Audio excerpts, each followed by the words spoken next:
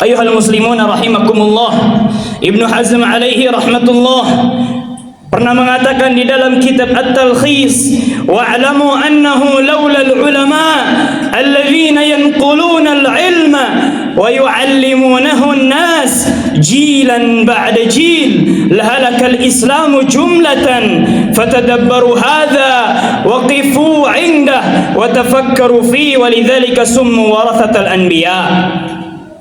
Ketahuilah wahai manusia, kalau bukan sebab para ulama, kalau bukan sebab para masyayikh, kalau bukan sebab para asatif, ustaz-ustaz dan para pengajar ilmu agama yang menukilkan, menyampaikan ilmu ini dan mengajarkannya kepada manusia generasi setelah generasi, maka Islam akan hancur.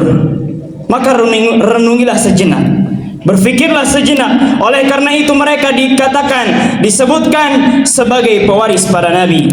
Ayuhal muslimun rahimakumullah, tidak ada keselamatan, tidak ada kebahagiaan kecuali dengan ilmu agama, ilmu syar'i. Kenali agamamu. Dengan ilmu kita mengenal Allah Azza wa Jal.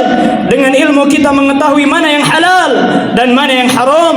Dengan ilmu kita tahu jalan menuju surga dan jalan yang menjatuhkan kita kepada api neraka jahanam.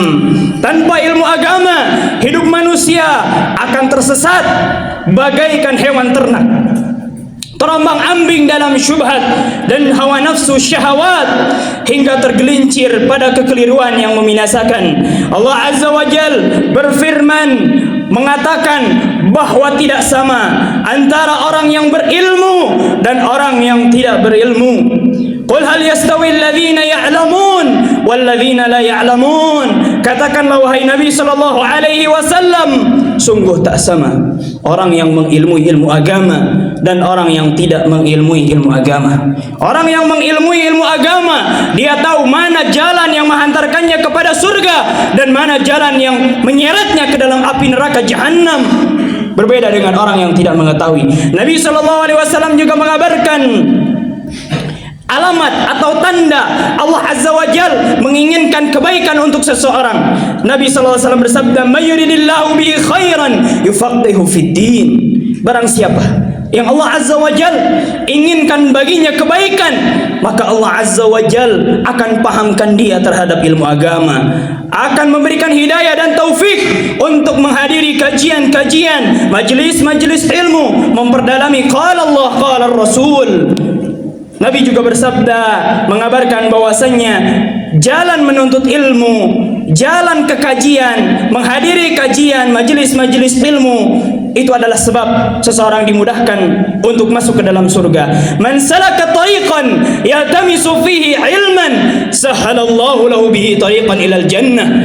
Barang siapa yang menempuh suatu jalan untuk mencari ilmu agama, untuk kekajian dan majelis-majelis ilmu, apa yang didapat?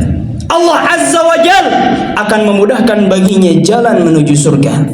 Allah juga berfirman, yarfa'illahu alladhina amanu minkum walladhina utul ilma darajat. Allah Azza wa Jal akan mengangkat derajat orang-orang yang beriman di akhirat kelak, di surga kelak. Dan juga Allah Tabaraka wa Ta'ala akan mengangkat derajat orang-orang yang berilmu lebih daripada orang-orang yang beriman biasa. Nabi juga bersabda, innal malaikata la tad'u ajnihataha li talibil ilmi ridan bima yasna' wa innal 'alima la yastaghfiru lahu man fis samawati wa man fil ardi hatta al hitan fil ma. Mengabarkan keutamaan orang-orang yang menghadiri majelis-majelis ilmu, kekajian, mendalami ilmu agama. Sesungguhnya para malaikat meletakkan sayap-sayap mereka kepada para pencari ilmu, kepada orang-orang yang menghadiri kajian-kajian. Mengapa meletakkan sayap-sayap mereka? Karena ridho dengan apa yang dilakukan oleh para pencari ilmu. Dan sesungguhnya orang yang berilmu akan dimintakan ampun oleh makhluk yang ada di langit dan yang ada di bumi. Sungguh ini keutamaan yang agung. Maka bersemangatlah untuk menghadiri majelis-majelis ilmu dan kajian-kajian ilmu agama. Allah Azza wa Jalla berfirman, "Innama yakhsyallaha min ibadihil ulama."